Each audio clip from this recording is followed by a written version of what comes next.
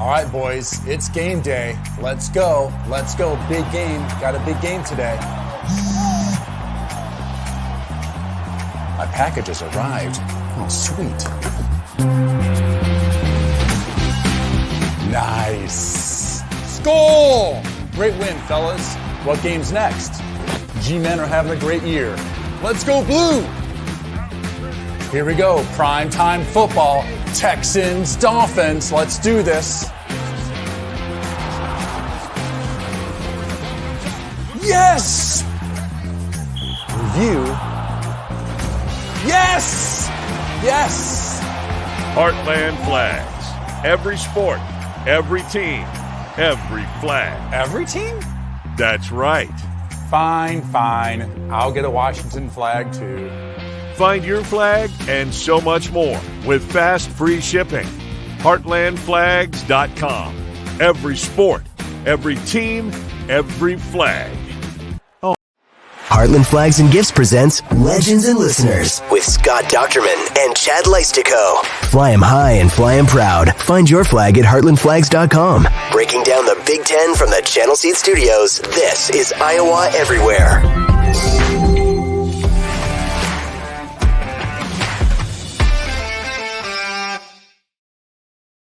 Hey, Hawkeye fans, Big Ten fans, and Iowans everywhere. Welcome into the Channel Seed Studios for episode 13 of Legends and Listeners here on the Iowa Everywhere Network. My name is Chad Leistikow. I cover the Iowa Hawkeyes as a columnist for the Des Moines Register, and I am joined as always by the esteemed Scott Dochterman of The Athletic, recently named co-winner of the Football Writers Association of America Beat Writer of the Year. The only crime there, Scott, is that you had to share the award, but public congrats on that honor, and thank you for solidifying the legends part of Legends and Listeners in the podcast. Well, thank you so much for the kind words, Chad, and certainly you are every bit as worthy as I am of that honor, and I'm thrilled to share it with Angelique Chingalis from the Detroit News. She's fantastic, the first female winner, and totally deserves it as well.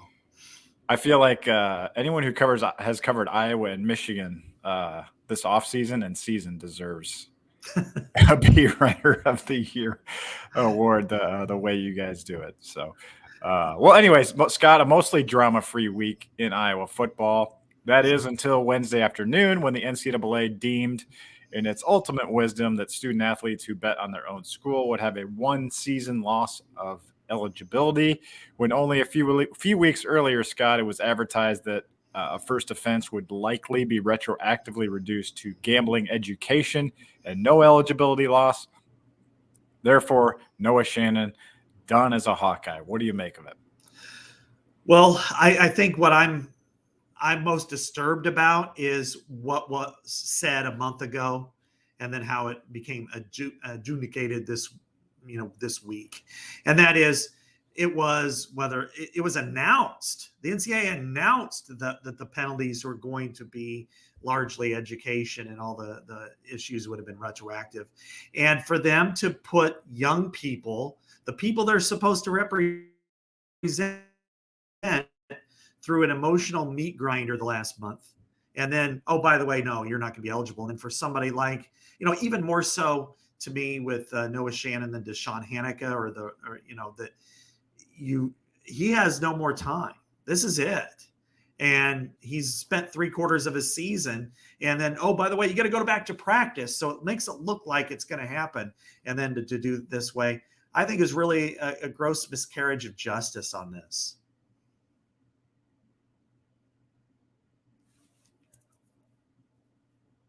And that was my biggest thing too, is just why tease, why dangle that, and then why change it? And I'm sure there wasn't much explanation given. That's usually how these things work. But like, what changed? Like, what did? I don't know. Who knows? Whether it's I don't know. Some voice obviously got to committee members or something and changed.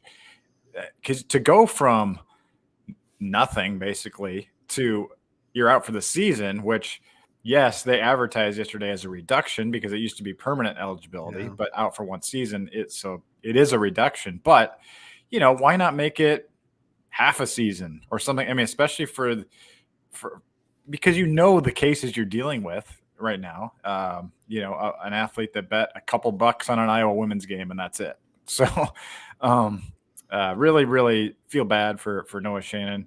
And actually, Scott, a harsher eligibility penalty is dealt here to Iowa wrestling, which has 4 wrestlers, senior wrestlers, suspended for the year, presumably their careers as well. There's a possibility that one of them could get a medical, but Kobe Seabricht, Nelson Brands, Abe Assad, and 4-time All-America heavyweight Tony Cassiope on that list. Terry Brands sent me a text confirming those names last night and did say that 2 of them still had appeals remaining. But, he's Nelson's father, Iowa associate head coach, and he is not happy about this reversal from the NCAA either. It just seems, kind of punitive and unnecessary at this point. It's what Beth Getz said a couple weeks ago, that she felt that, and the committee had felt that the terms were unduly harsh. And I think that's a fair characterization of this. And so for them to revisit it and to discuss it and to do it midstream while they'd already suspended, and specifically Noah Shannon for the season, and then get their hopes up to allow them to return to practice. The wrestlers too, Deshaun Hannick at Iowa State. And then what had transpired, I do know, is that in the meantime, leading up to the meeting 2 weeks ago, that there were some people who didn't think, that were like, whoa, this is a little bit too much, that we're allowing basically, going from permanent ban to nothing is something that they wanted to revisit. They had been reached. Several people have reached out and thought that there needed to be more. And then they ultimately went with this conclusion. But again, it's not to me that the 1-year suspension is necessarily wrong. What's wrong is the approach starting a month ago, where they announced that those would be the guidelines, which allowed everybody to get back and get their hopes up, and then ultimately pull the rug out of their feet. And now they're completely done. Noah Shannon, the other wrestlers, their careers are over. And that's, again, to use Beth Getz's words, unduly harsh. Yeah, at this point, you might as well have not gotten their hopes up and just, if they said this after the season, like, hey, after all this, we're going to reduce it to 1 year. I mean, at least you kind of understand. But yeah, just the procedure here is ridiculous. And then I understand, I realize we and I were the only ones dealing with this, but, and I understand, like, people here in Iowa are like, wondering like, oh, well, Michigan's still playing games and they're on, in football games and they're under investigation. So, why not our guys? And so it's been a frustrating year for Kirk Ferentz, and we're going to get to some in particular between the gambling, his son situation, all that stuff. But Scott, I don't know if you're as excited as I am about the 2-7 Bears against the 1-7 Panthers tonight. But I've got my Bears flag ready. And as always, I want to remind folks that Legends and Listeners is brought to you by Heartland Flags and Gifts. Offers free shipping anywhere in the U.S. and always has fresh products. Nearly every team, every sport, and every flag. Visit our good friends online at heartlandflags.com or in store at 3719 Southwest 9th Street in Des Moines. We really appreciate their sponsorship. And yes, I checked, Scott. They have Rutgers flags too. Before we get into my next question, so are you going to watch the women's game tonight and record the Bears game? Or are you going to try to watch them simultaneously? I have my own system, but how do you operate when there's a Bears game and a Hawkeye game at the same time? This is going to be a challenge, Chad. Especially in light of who they're playing, that really matters. Virginia Tech is, Final Four team from last year. That's going to be a tough choice. My wife has already claimed the TV, and I guess at this point that means that one of the two TVs. So I'm either going to have to go downstairs, try to watch it on my phone, or watch Iowa basketball and then move over and do the Bears. I guess I could do the Bears. Since it's on Prime, I can always start it from the beginning, and then catch up. But I don't know yet. I guess we'll see what happens. I'm one of those people that meticulously will avoid spoilers at all costs. I know I've texted you before, hey, no spoilers tonight. I'm watching on delay or whatever. Because even like the smallest text, like, oh, how about those Bears, or oh, SMH Bears, or something, you know what I mean? Like, it just even if I know they're going to lose, that ruins it for me. I just want to experience the tape delayed thing as a fan or whatever. And I don't get to be a fan except in pro sports. So anyway, just kind of interesting. I'm gonna watch the women's game, record the Bears, and try to avoid spoilers at all costs. And then I can fast forward through. If it gets bad, I can just fast forward to the end. So that's the only benefit there about being a Bears fan. You can just fast forward to the end of the loss. Anyway, Scott, really intriguing matchup Saturday for the Hawkeyes, taking on a really solid 6-3 Rutgers team. Iowa obviously 7-2. As Jay Higgins said, people forget that. But this Rutgers team has gone toe-to-toe with some good teams, including being ahead of number 1 Ohio State 9-7 in the third quarter last week. I feel like every time I've turned Rutgers on, I've been impressed. What are your general thoughts on this matchup before we get to our main topic today? Yeah, I'm the same way. I think this is why Rutgers hired Greg Schiano. I mean, when you look at where they were in the cemetery of college football. They were, I want to say, in a 3-year period, they've been outscored on the neighborhood of like 49-4, 43-4 in their Big Ten games in a 3-year period. It was non-competitive, and even this summer, a colleague of mine, Stuart Mandel, and I wrote about Rutgers being the worst addition in realignment, and the headline was not quite as it was a little more stark than the text, but still. Anyway, I do feel like that Greg Schiano, now in year 4, he's built it the right way. He's decided to build it developmentally. He's actually followed a model that's really comparable to Iowa, and that is he's gotten a lot of local guys. He's built it up. They were competitive. They went to a bowl game 2 years ago when a team backed out, and last year they were, they fought, but they weren't good. This year they've been able to win a lot of those close games, and really the only difference between them being 6-3 and being even better than that are some really killer mistakes on offense against Wisconsin, Michigan, and Ohio State. Otherwise, it would be even closer. And I think this team is probably a quarterback away from being a legitimate top 4 team in the Big Ten this year for sure. I mean, I think they might win the West if they were in the West. Yeah. I think they're that good. Kyle Monunga is a really good running back, and I know Gavin Wimsatt, his completion percentage is barely above Deacon Hill's, but he can run. He's accounted for 15 touchdowns this year, 7 on the ground, 400 plus yards on the ground. He's got speed, man. These guys just remind you of like an Iowa team. They're going to play hard on defense. They're going to play physical. They don't make mistakes. They look for advantages on special teams. So we might get to our predictions here a little bit later, but it's a matchup that concerns me for the Hawkeyes quite a bit, just because we've seen the dysfunction on offense, and that leads us into our main point. We want to give ourselves a little time to breathe here, Scott. But before we do, I just want to alert folks that those of you who are able to drink responsibly may find our next sponsor, Reed, and Topic go hand in hand, or bourbon in hand, if you will, because Legends and listeners is happy to welcome Steeple Ridge Bourbon as a supporter of our growing show. From farm to bottle, Steeple Ridge Bourbon offers a high-quality, delicious drinking bourbon. If you don't find Steeple Ridge at your favorite retailer or grocery store, ask for it by name. Steeple Ridge is distilled, aged, and bottled in Iowa by Lonely Oak Distillery. So for those of you that got your bourbons ready to talk about the Iowa offense, let's do it, Scott, because our main topic today has to do with short-term and long-term fixes to this Iowa offense. I don't know if this sounds like a broken record to people, but after watching the 10-7 win against Northwestern and seeing some of these other Big Ten West teams lose, Scott, there's a real path here to the Big Ten title game. We will get to Cooper DeJean and a new backup quarterback potentially as this goes on. But Scott, after gaining just 169 yards against the Cats at Wrigley Field in that 10-7 win, in your mind, what can the offense do to help guide this imperfect Hawkeye train to Lucas Oil Stadium on December 2nd?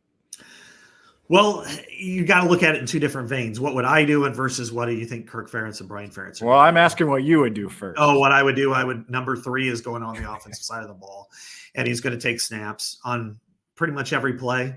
Now I wouldn't put him on, I would take him away from the defense. And I understand that this is a really good defense, and this is and that's really important, but you've got to score some points, because one play, one long Monungai run this week could get you beat. One bad pass that goes the other way could get you beat, or a sack. It did happen against Minnesota. And so I think you've got to generate something offensively. You're just not playing with 2 defenses and a special teams unit. And that's kind of the way they're operating now.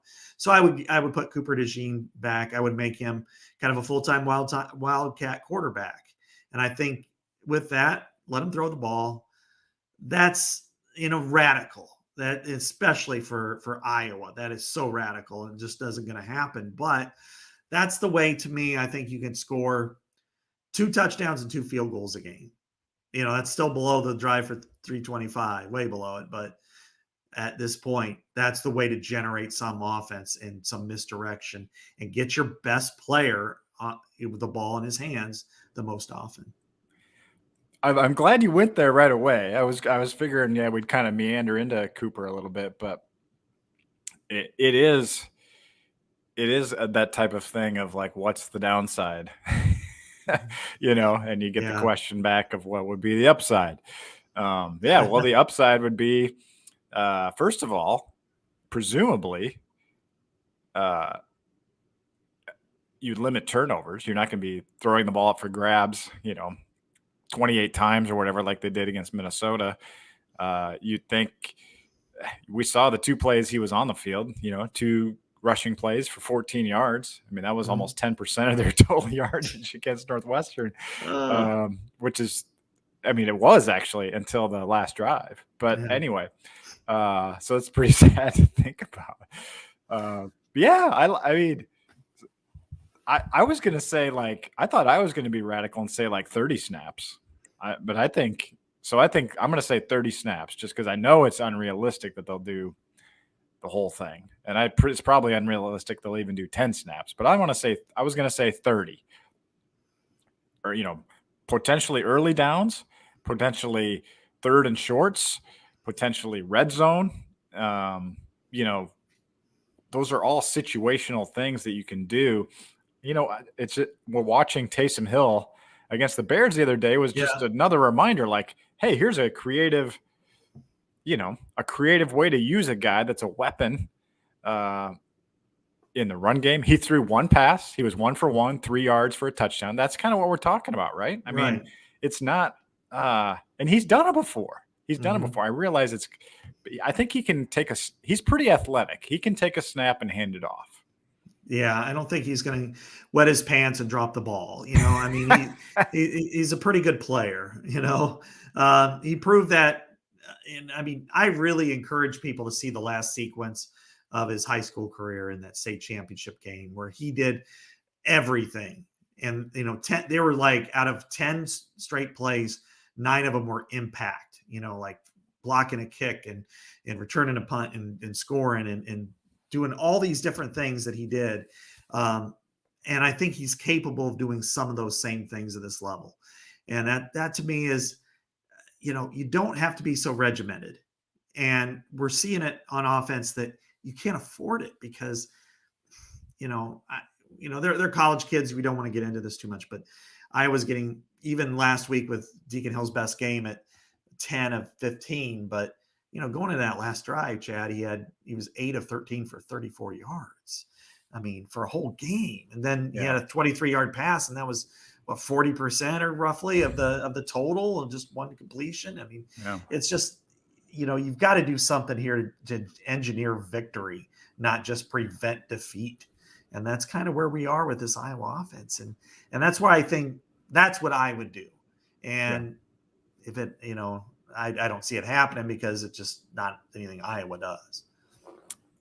I realize that people probably listening to this are like, you're wasting your breath. It's not going to happen. No. You just spent 8 minutes talking about something that will never happen. But one last point on this is just like, Kirk Ferentz's defense on this the other day was like, we've got a good thing going on defense. So how would you respond to that thought, I guess? Deshaun Lee is healthy now. Yeah. And as you pointed out, actually, I don't want to take words out of your mouth, but I'm going to give you credit for this. You pointed out to me on Tuesday, like, if you're going to do it, this is the game because they don't throw the ball that well anyway. Mm-hmm. They complete 49.8%. I think these are two of the worst three, the bottom three in the country. Yeah, they are. So why not take, do you want him on an island? They're not going to throw in his direction. Maybe you'll get one tackle, you get a couple punt returns, but if you're going to do it, put somebody else back there so he can have impact on this game. And I get that Kirk is nervous when you see your two best offensive players out for the season and your quarterback. That, man, we can't afford to lose Cooper DeJean too, because he's, it gives you a spark in the return game. I understand that. But at the same time, man, you need something. And this is a dangerous game. So is Illinois and so is Nebraska and whatever comes after that. But man, if you get him, he might be able to average 6 yards a carry. If he runs the ball 10 times, 6 yards a carry. And then he opens up the other running back too, a LaShawn Williams, a Jazz Patterson, maybe Caleb Johnson too. And so I think right now, just do whatever you can. Squeeze the last drops out of the ketchup bottle. I totally agree. Plus, it'd be fun. Yeah. It would be, what do you got to lose? Like, and as I've written this week, like, this isn't a must win. Like, this is a chance to try some stuff. You can lose this game as long as Minnesota loses next week to Ohio State, which I think they will. As long as that happens, you still control your destiny because you just got to beat Nebraska head to head at that point. And then you'd end up at best, at worst, whatever.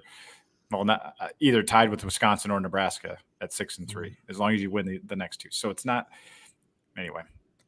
So let's transition into what you think they will do or can do if they don't do that. I still want to see as many DeJean snaps as possible, obviously. But what can they do with Deacon Hill at quarterback, with potentially discovering Caleb Brown, LeShawn Williams running hard, Addison Ostrenga emerging a little bit. He's showing some signs that he can, maybe look like freshman Sam Laporta out there. Is that a stretch? Not quite to that level, but he's he's an intriguing piece out there.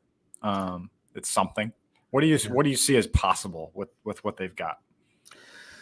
I think one thing you've got to do is jet sweep to death. I think you just have to continuously do that. It's been one area where whether they hand it off or not, it forces the second level to react. And I think, and this is where I think they have underutilized Caleb Brown is that, I don't know if he's as fast as Cooper DeJean, but I think he can, he's played that running back position. This is like a wing back in the old school. And this is an opportunity to get him the ball and let him make a play or two. But not only that allows the second level again to have eyes in the backfield, maybe be a little bit hesitant. And it allows, if you don't hand the ball off, LaShawn Williams to really exploit that. So I think that's where the running game can be if you use it a lot. The second part of it is I do like Addison Ostrenga a lot. I think he's an ascending player. I think he's going to be a player that, like Laporta. And I think he's probably somewhere between freshman and sophomore Laporta as a sophomore Ostrenga. So I think he's still a pretty good player. Got a lot, would still be the number 3 tight end here. And then the other part is you've got to find ways to use your receivers and give them opportunities to catch the ball. But Deacon Hill's got to be careful with it. The play I did not like at all, I think, from both the play call and the execution was the interception. And it wasn't just because it was intercepted, but it's because you had 13 personnel. You had 3 tight ends in there. You asked your receiver, who's your shortest receiver, to run in motion across the grain, 35, 40 yards, then cut up and run another 20 yards on a defender. Most people are a little bit tired at that point, because you're asking them to run across horizontally and then take off vertically. You've got to slow down to do that. And then you allow your defender to get in position. And then Deacon didn't give him a good chance to catch the ball. He threw the ball inside when he had outside leverage. So it was a bad execution, but I think it was a bad play call. So I think they've got to make sure offensively to be able to get those, make sure that if you're going to throw a route like that to a receiver, that you put them in the best opportunity to at least make it a 50-50 ball. Love all those things you're talking about there. What about Marco Lainez? Could that be an option here? A guy with mobility, a true freshman. He took the number 2 reps in warmups. Still not acknowledged by the head coach or the depth chart that he is number 2, but he is number 2. He's number 2 right now. He's with the second team offense. And this is a kid from New Jersey, grew up, played football 20 miles south of Rutgers campus, has not played a game, theoretically could play 4 games and save a year of eligibility. I wonder if he's ready to come in if need be, and if Kirk Ferentz would put him in. Now, they're going with Deacon Hill to start, but I'm really not ruling out the fact that we might see Marco on Saturday. I'm not. I mean, yes, I would play him. I mean, we've seen enough Deacon Hill, and he made one great pass the other day. He made a couple others that were nice. That's it. And it's really, when you're, completing 45%, it's such a bad number that you're not going to win a lot of really good games. So I would put him in for sure. And I think he brings a lot to the table. And what have you got to lose when you've got, Marco, Deacon, he had an interception. He had another inexplicable, just horrific pass that he was lucky it wasn't intercepted. And he had a strip sack. He was just lucky that it didn't get, it wasn't recovered. And so, to me, what have you got to lose? What's the upside? The upside is you might get better quarterback play, I think. And he can run. Yeah, he's a dual threat. Right. You need that right now. You need something out of that position. If he can run, that's why we're talking about Cooper somewhat. I mean, could he scramble for 30, 40 yards? Yeah, probably in a game. Well, I don't know how well he knows the offense, but he's a well-schooled quarterback. Right. I mean, he's been with a guy that they trust, that they trusted with their quarterback for several years. They went out and got him early. They decided against the local guy, J.J. Cole, and they went out and got Marco Lainez. He's been working scout team all year. They bumped him up. Now he's number 2. It makes sense to me that if you're going to do it, because you realistically give even Iowa a puncher's chance in Indianapolis based on the offense now. No, you just can't. You can't even see or say, if they do this could happen. You just don't see it at all. And that's what's frustrating, I think, for most fans when they talk about Indianapolis, that it's like you just don't see the miracle that's not there. So now, and I'm not suggesting it'll be there with him either, but at some point you just got to say, you know what? And looking at the other side, Chad, next year, with Cade McNamara's back, but you're going to need him for the spring to take all those reps, and it puts him ahead. And Cade McNamara has been injured almost every year, and if Marco Lainez is better next year, play him. So I think this is a play on not only 2023, but 2024 and beyond. Definitely. And I was going to echo that exact point, so I'll just say it in a little different way here. Right now, I don't think there's really any way you can compete in Indy if you get there with what you've got at quarterback right now. I mean, you can talk about all you want. Well, how much confidence did he get off that 23-yard pass to Caleb Brown? Yeah, it was an awesome throw, but that's what Kirk Ferentz is kind of talking about post-game, Hopefully that gives him some confidence. Well, I mean, you kind of need a little more than that. to try to have a chance. And that's kind of I think that's probably their best hope to be competitive, is if, you can put a guy in that gives you a spark. We've seen it happen before. We've seen it happen with Drew Tate, CJ Beathard, guys that are young. Or Nate Stanley, maybe a better example, guys that are young and capable. And Nate Stanley came in against North Dakota State in 2016 for a little bit, and he looked fine, filling in for CJ Beathard. And have to thank Marco, being coached by Tony Rasiopias, who also coached Tyson Bagent, by the way, which is pretty awesome. I feel confident that he wouldn't, as you said, whatever you said about Cooper earlier about wetting his pants, I don't think he'll do that. So, do you want to get into? You wrote a good piece in The Athletic about. You want to get into this at all? Five potential early candidates as the next offensive coordinator for Iowa football. I encourage people to check out Scott's work at The Athletic on this. I don't know if you want to get into all five, and we talked a lot about Paul Chryst last week. I don't think it's a spoiler that he's on the list, but is there anyone else on that list that you'd like to maybe highlight here in our discussion? Yeah, and I would say that, probably three are worth discussing. Two are kind of, you just throw guys on the list in some ways and see what happens. But, okay, let's make the case for and against John Budmeyer. Okay. He's already on staff. He understands the personnel. He knows how Kirk Ferentz operates. He's been here 2 years. He has not called the plays. So I guess I'll start with making a case for him being discussed. And that is, he has tried to help. He cannot officially be a coach. He's an analyst. That doesn't mean, he may be part of game design and play design and things like that, but he cannot be hands-on officially, or it's a violation. He may see things differently than Brian, and he might be able to fix them. And he's a quarterback by trade. He was a quarterback coach before he arrived, both at Wisconsin and Colorado State. So if you inserted him for Brian Ferentz, it immediately you don't have any concerns about how he has to get used to everything, because he already knows everything. So that would be one guy. What say you, yay or nay? Because I have a lot of nay too to that, if I want to. Yeah. Well, the problem I would have with that, obviously, is that it's not like he's in his first year. This is his second year with the team, and he does seem like a really sharp guy. I believe Spencer Petras, when he's talked about him before, just how smart he is.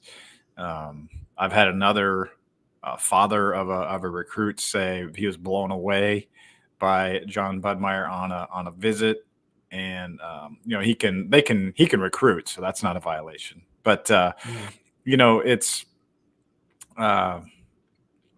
still be a tough sell at this point. But I guess the problem I would have with how things are being handled, and I realize Kirk Ferentz is not going to do this because it's his son, but it would be nice to see him take over like now-ish to kind of audition for that and say, hey, we saw some progress here in these last 4 or 5 games. Enough to give him that vote of confidence for the spring. And we know Cade McNamara is a fan of his. We know Deacon Hill is as well, as because he recruited him. And so anyway, I understand the continuity aspect, but I just would like to see him maybe, if he is going to be heavily considered, to get an audition here, of calling the plays, as you say. Yeah, and I think this is where the nay kind of comes in. Yes, he wouldn't get an audition because Brian Ferentz is there. We know that one. But I think that the other part is that, okay, he had a hand in bringing in Cade McNamara and Deacon Hill. Cade, I don't feel like we got enough of, because he was dinged up, hurt in the preseason. He was hurt coming into Iowa. Then he got his quad injury. Then he got his ACL. And so we never really got to see a full Cade McNamara to know whether he is, good or serviceable or what. But, he was also offered Deacon Hill first. And that's probably a demerit, in a lot of ways. Now Deacon's a great young man, but, the production is the production. So I don't know, and I think again, Kirk's never really worried about selling. He's just worried about doing what he does. But it would be a really tough moment for Iowa fans. It would be almost as tough as Brian taking over as quarterbacks coach 2 years ago, that if all of a sudden he said, yeah, John Budmeier's stepping in and he's going to be the OC and he's going to be the quarterbacks coach. Because I think fans would be like, it's just going to be the same as it always was. And that's probably the worst case scenario for Iowa right now. Yeah, you put it real well. You put the downside there real well, but it does seem like, they're paying him $325,000 a year. So obviously they value him quite a lot. So I don't think it's certainly a viable, conceivable selection from Kirk Ferentz. If you don't mind, I'd like to bring up one more name on your list, Tim Polasek. He's the offensive coordinator at Wyoming. I do think this is a realistic move for Kirk Ferentz. Maybe I'll start with the plus side here, and you can kind of counter. This is a guy that is really highly valued by some of these veterans in the offensive line room. They really liked him as offensive line coach. I realize, it's a kind of a he who should not be named situation, but he does kind of have some personality traits of Chris Doyle that I imagine that Kirk Ferentz wouldn't mind bringing back into the program. A little bit more toughness, a little bit more, whatever you want to call it. And I hesitate to bring that up, but still, I think there was the offensive line was different under Tim Polasek. Can't deny that. He was a good offensive coordinator at North Dakota State. That said, Wyoming's offense is 123rd in the country. Now they're playing pretty well, and I realize that yardage is not the be all end all, but that also would be a difficult sell for fans. But again, if you're thinking about it from Ferentz's perspective, this guy brings continuity. And I think people forget, even though he was the O-line coach here, Tim Polasek was a record-setting quarterback himself. Yeah, I think the biggest thing is, what was their relationship like when he was here, and how did it end? Was it amicable? Was it, hey, good luck to you, we'll call you in the future? Or was it, we got to get rid of this guy? Or, good luck, and maybe we'll see you down the road. And that's really, and it's been a little bit muddled. I've heard some whispers one way or the other about that. But I think when you look at what he has done and what he accomplished and how he can accomplish things, you look at, North Dakota State, he brought the game plan to beat Iowa, and he did it. And Iowa was a good team. They're coming off the Rose Bowl year, and they won in the last play of the game. He's the OC at Wyoming. He's coached offensive line at Iowa, so you know how Iowa works. He's coached quarterbacks. He's coached passing game, running backs. So he has a real good grasp on the entire offensive spectrum there. And I think that would be really helpful for him there. But as you said, Wyoming is struggling on offense, and you're kind of selling more the same in some ways, just by, if you're that bad at Wyoming, what about here? The one counter, I guess, if there is one, when it comes to offensive line here, is that how much of him was developing Linderbaum, Wirfs, and Jackson versus them being the guys that developed. Because if they had Alaric Jackson now, would George Barnett be able to develop him the same as Polasek did? So, and how did he recruit while he was here? I mean, some of the players panned out, some did not. So, but he is thought of as a highly recruiter. So he's one that I'm really fascinated with. David Ray is one that I think, I don't know.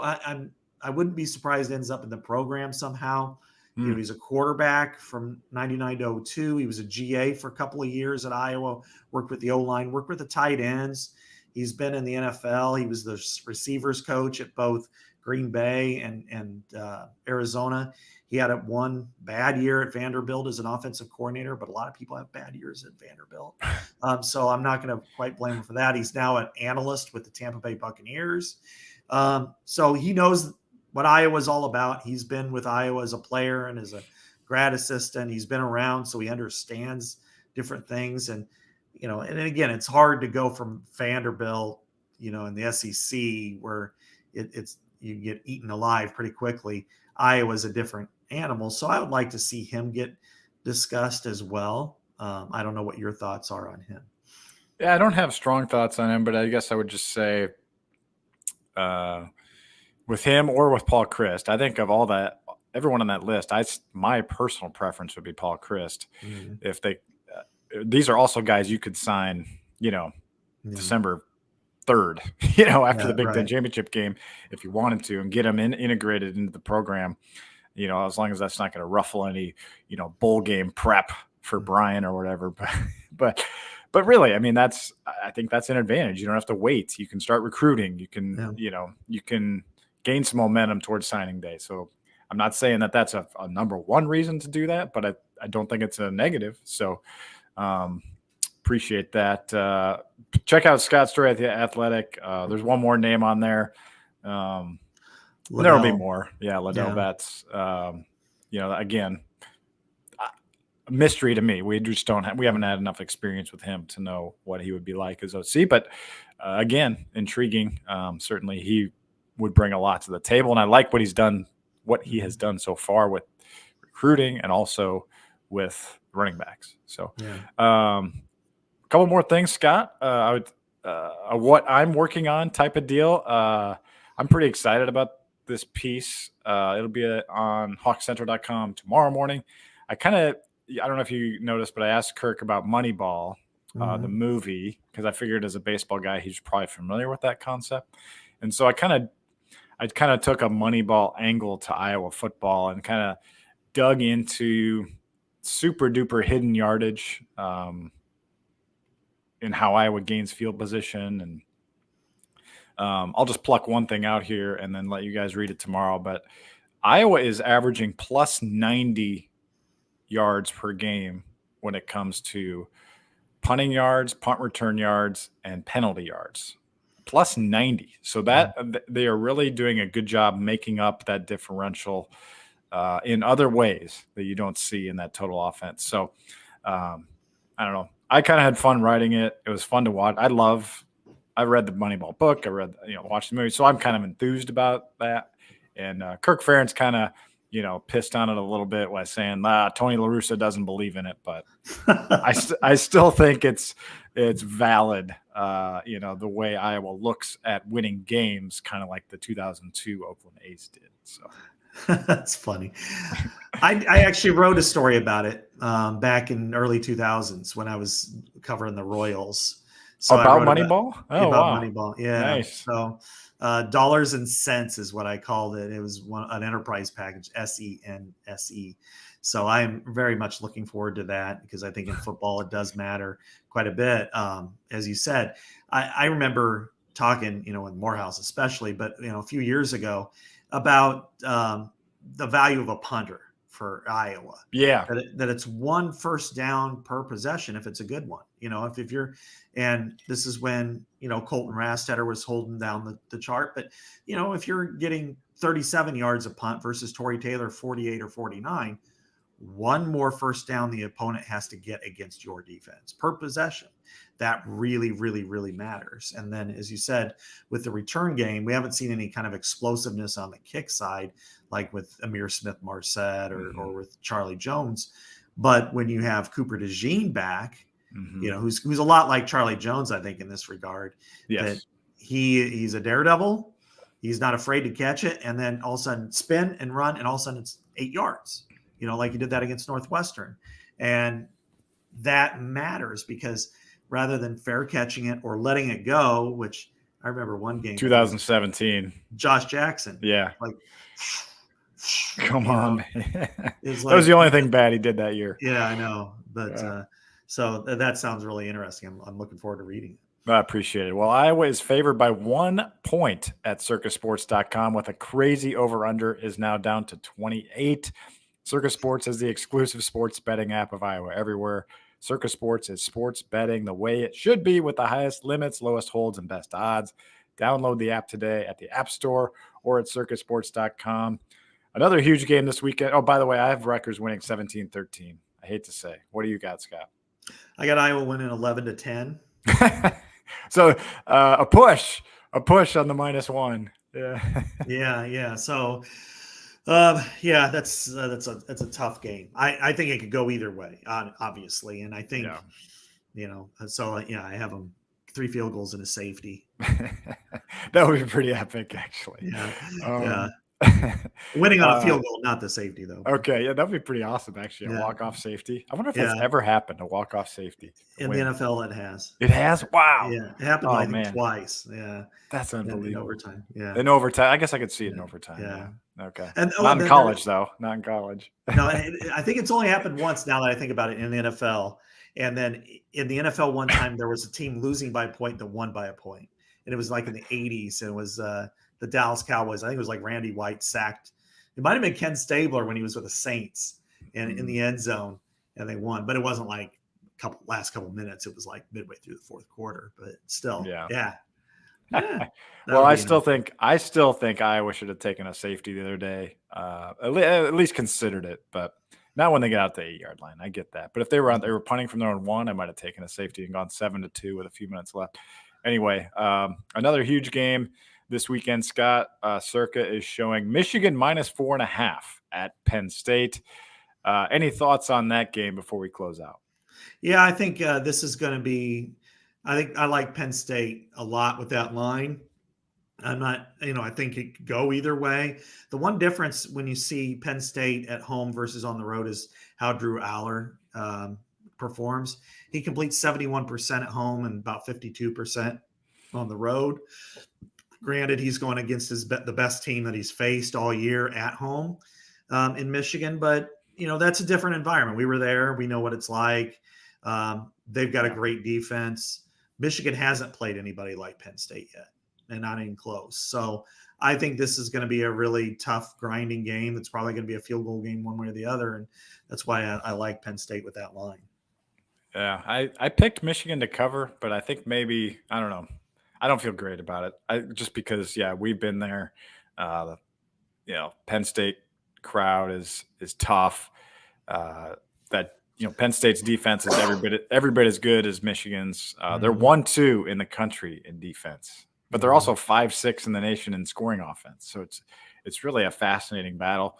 And I guess the point here is if Penn State were to win and then Michigan were to beat Ohio State, it would create a really interesting scenario in tiebreakers that would revolve around potentially Iowa in the Big Ten West. Exactly. Wouldn't that be something if the Hawkeyes winning the West would spoil everything for Michigan and Ohio State and allow Penn State to get into the title game? Is this coaching matchup the least liked coaches in the Big Ten? Maybe, I don't know. I think it could be pretty strong, but I think that would be really fascinating to see if Penn State would win the East based off of beating Iowa, versus Minnesota, which would have been for Michigan. It is. I mean, that's a crazy league, and we're going to have some crazy scenarios in the future when this goes to 18 teams, because I can imagine there's going to be a lot of little, one team might be 9-0, and then there's going to be 2 teams 8-1, or 3 teams that are 7-2, trying to figure out who's the next team, and so the tiebreaker process. Yeah, so they basically take the combined records of the West teams that you played, and then whoever has the best record, that's who gets it, right? So, so a great example the other day, Illinois with the miracle win at Minnesota. Well, Michigan and Ohio State play Minnesota this year, and Penn State beat Illinois. So that one result could really impact it as well. And if Iowa were to end up potentially 7-2, that's a huge benefit for Penn State because the rest of the West, there's probably not going to be anyone better than 5-4 in that scenario. So Penn State, this is Penn State's chance potentially to actually win the East if they can just win at home against Michigan. So really fascinating. Yeah, boy, that would be a fascinating game again in Indianapolis based on their Happy Valley, Yeah. What a parting shot for the Big Ten West that would be to decide the East for them. That's the best. That is the best, no question. Unbelievable. Well, Scott, we really had fun. Until next time, I guess I'll see you Saturday at Kinnick, huh? Yeah. And I got tomorrow. My story coming out is on the Magic Bus. Oh, wow. Nice. So I found the Magic Bus. I took pictures of the Magic Bus and where it's located, and did a kind of retrospective piece on the wildest tailgate spot in the world. So it was fun, a lot of fun to write, and I'm sure there's going to be a lot of stories shared after it posts tomorrow morning. I bet, yeah. No wonder you're beat writer of the year. So I'm writing about 2002 Moneyball concepts. I'm writing about 1997 bootlegging charges or 1993 bootlegging charges at a tailgate at Iowa. So and Kirk Ferentz is bringing up 1980 coaching at Pitt. So we're all back in the 90s this week. Oh, we're too old for this anymore. Yeah, exactly. All right, man. Thank you very much. Until next time, for Scott Dochterman, this is Chad Leistikow. You've got a chance to make an impact, Hawk fans. Second half, under the lights at Kinnick against Rutgers. Have fun this Saturday, and we will talk to you next Thursday at 11 a.m. from the Channel Seed Studios to get you set for Senior Day, Iowa versus Illinois. Thanks for tuning in to Legends and Listeners here on the Iowa Everywhere Network.